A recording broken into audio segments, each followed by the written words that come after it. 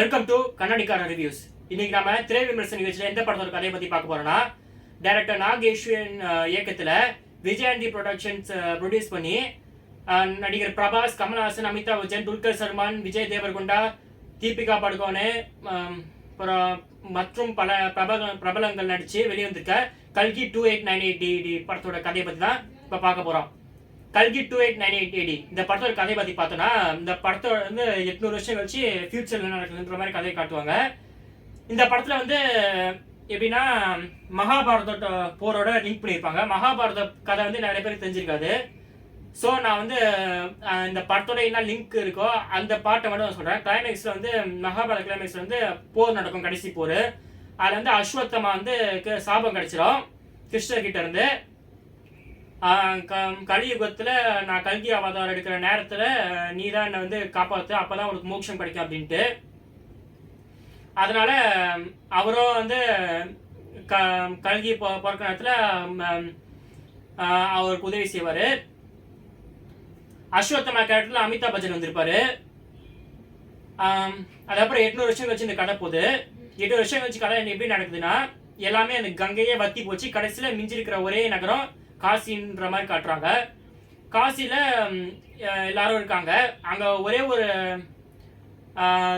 ஒரு இடத்துல கீழேயும் இல்லாமல் ஆகாயத்திலும் இல்லாமல் நடுவில் காம்ப்ளெக்ஸ் அப்படின்ற ஒரு நகரம் இருக்கும். அந்த நகரத்தில் இப்போ நம்ம எப்படி இருக்குமோ அதே மாதிரி குடிக்கிறதுக்கு தண்ணி, எல்லாமே சுவாசிக்கிறதுக்கு நல்ல காற்று, எல்லா வசதியோடய வாழ்ந்துருக்கோம்ல, அந்த மாதிரி அந்த ஊரில் இருக்கும். அங்கே போகிறதுக்கு 1 மில்லியன் யூனிட்ஸ் தேவை. யூனிட்ஸ்னால் இப்போ நம்ம ரூபா, ருப்பீஸு, டாலர்ஸ் அந்த மாதிரி சொல்கிறோம்ல, அதே மாதிரி 8 வருஷம் வச்சு அந்த மாதிரி கற்பனை எடுத்திருக்காங்க. 1 மில்லியன் யூனிட்ஸ் தேவை. அது சாதாரண காசு இல்லை. இப்போ நம்ம பிரபாஸை காமிக்கிறாங்க. பிரபாஸ் பைரவன் அப்படின்னு ஒரு ரோலில் பண்ணியிருப்பாரு. இவர் ஒரு பவுண்டி ஹண்டர். அப்படின்னா காசுக்காக வேலை செய்கிறவர். அப்பப்போ காசு கிடைக்கும் அவருக்கு. அதனால் போய் சண்டைலாம் போட்டு வருவார். அவருக்கு புஜ்ஜி அப்படின்ற ஒரு வண்டி இருக்கும், பேசுகிற வண்டி, ஒரு ரோபோ மாதிரி. 8 வருஷம் கழிச்சு எல்லாம் சாதாரண விஷயம். அதனால் அதுக்கு அந்த வண்டிக்கு வாய்ஸ் அவர் கீர்த்தி சுரேஷ் வந்திருப்பாங்க. அந்த வண்டியும் பிரபாஸும் நல்லா பேசிட்டு காமெடியாக பேசிட்டு ஜாலியாக இருப்பாங்க. பெருசாக ஒன்று சிரிப்பு வராட்டியும் பார்க்கறதுக்கு நல்லா ஃபன்னாக இருக்கும். குழந்தைங்க நல்லா என்ஜாய் பண்ணுவாங்க இந்த சீன்ஸில். அதாவது பார்த்தீங்கன்னா கமல்ஹாசன் சுப்ரீம் யஷ்கின் அப்படின்ற ஒரு ரோலில் வராரு. சுப்ரீம் யஷ்கின் இந்த சுப்ரீம் யஷ்கின் அந்த காம்ப்ளெக்ஸ்ன்னு சொல்லுவாங்கல்ல, காம்ப்ளெக்ஸ் காசிக்கும் மொத்தத்துக்கும் அவர் தான் லீடர் மாதிரி. அப்புறம் என்ன நடக்குதுன்னா, தீபிகா படுகோன் அவரோட அடிமையாக இருப்பார். சுப்ரீம் யஷ்கினோட நிறைய பொம்பளைங்க இருப்பாங்க. அவங்க வச்சு ஒரு ரீசர்ச் செஞ்சுருப்பார் ப்ராஜெக்ட்ன்ட்டு.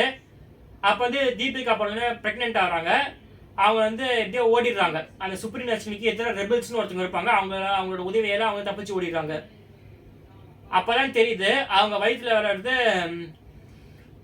பகவான் விஷ்ணுவோட 10வது அவதாரம், அதாவது கல்கி அவதாரம் தான். கல்கி தான் அவங்க வயிற்றில் வளர்றாங்க அப்படின்னு தெரிஞ்சோன்னே நம்ம அமிதாப் பச்சன், அதாவது அஸ்வத்தமா ரோலில் பண்ணியிருப்பார்ல, அவர் அவங்களுக்கு அடைக்கலம் தர்றாரு. அடைக்கலம் தந்து ஒரு சம்பாலம் அப்படின்ற ஒரு சேஃபான சிட்டிக்கு கொண்டு போயிடுறாரு. அதுக்கப்புறம் இந்த விஷயம் பைரவாவுக்கு தெரியுது.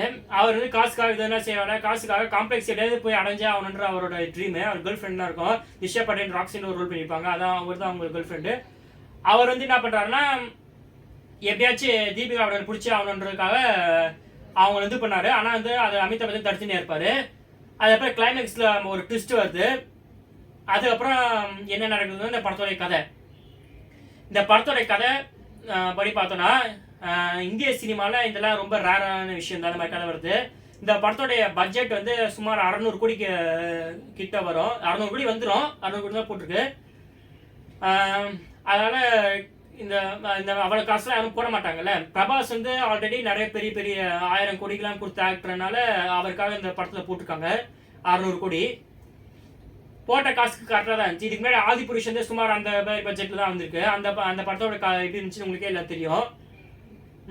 ஆனால் அந்த மாதிரி தான் இந்த படத்தில் எதுவும் கிடையாது. இந்த படம் நல்லா பார்க்கறதுக்கு நல்லா இருந்துச்சு. விஎஃப்எக்ஸ்க்கும் ரீலுக்கும் வித்தியாசம் தெரியாமல் நல்லா பிரமாதமாக எடுத்திருந்தாங்க. நல்லா ஃபைட் சீக்வன்ஸ்லாம் கூட நல்லா தான் இருந்துச்சு. லேக்னு பார்த்தீங்கன்னா ஃபர்ஸ்ட் ஹாஃபில் அமிதாப் பச்சன் வரதுக்கு முன்னாடி ரொம்ப லேக்கிங்காக இருக்கும். இந்த இன்ட்ரடக்ஷனு, பிரபாஸ் இன்ட்ரடக்ஷன் ரொம்ப தூரம் இழுத்துருவாங்க, ரொம்ப லேக்கிங்காக இருக்கும். அப்புறம் படத்தில் எல்லாரும் நல்லா நடிச்சிருக்காங்க. முக்கியமாக சுப்ரீம் யஷ்கின் கமல்ஹாசன் வரல, அவர் அவர் வந்து பெருசாக ஒன்றும் சீன் கிடையாது, 2 சீன் தான் வருவார். அவர் வந்து ஒரு 200 வயசு ஆள் மாதிரி காமிச்சிருப்பாங்க. ஆனால் வந்து கொஞ்ச நேரம் வந்தாலும் அவர் ஷோ பயங்கரமாக ஸ்டில் பண்ணுறாருன்னு தான் சொல்ல முடியும்.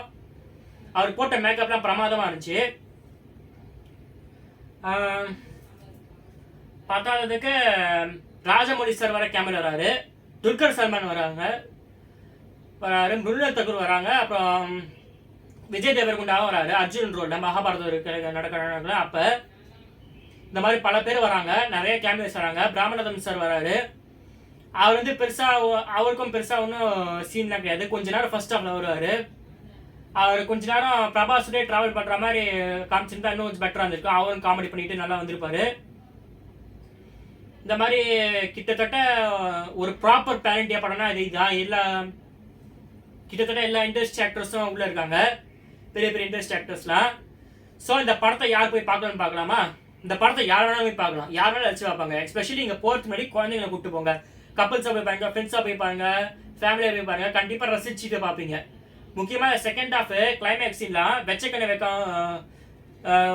கண்ணை ஸ்க்ரீன்லேருந்து எடுக்கவே முடியாது, அந்த மாதிரி இருக்கும் படம். கிளைமேக்ஸ்லாம் அசத்தலாம் எடுத்துருப்பாங்க. கிளைமேக்ஸில் ஒரு பிரமாதமான ட்விஸ்ட் இருக்கும், அது வந்து பார்ட் 2க்கு லீடு தரும்.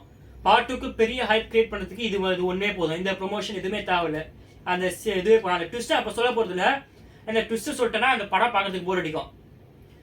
ஆனால் இந்த படத்தில் யார் ஹீரோன்றது கன்ஃபியூசிங்காக இருந்துச்சு.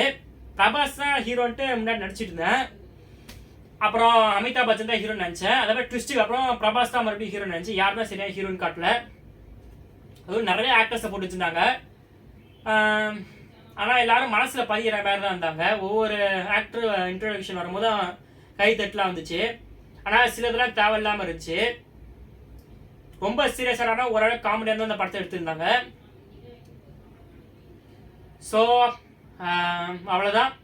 இந்த படத்தை தேட்டர் என்ஜாய் பண்ணி பாருங்க. கல்கி ஒரு நல்ல பிளாக் பஸ்டர் படமாக அமையறதுக்கு நாகஸ்வின் சாருக்கும், Prabhas sir, Kamal Haasan sir, Amitabh Bachchan sir, மற்ற படத்தில் நடித்த எல்லாருக்கும் என்னோட வாழ்த்துக்கள். தேங்க்யூ.